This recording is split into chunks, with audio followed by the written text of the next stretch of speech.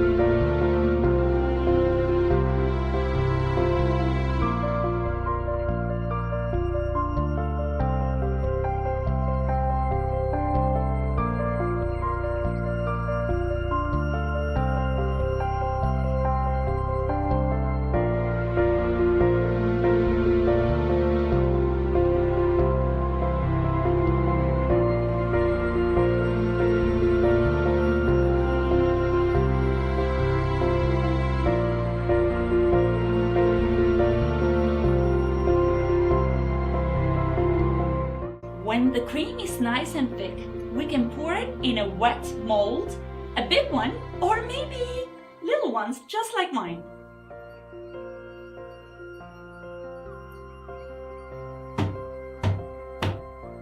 This way the air will come out. Let's put it in the fridge 4 hours and it will be perfect to turn. And here's my pudding.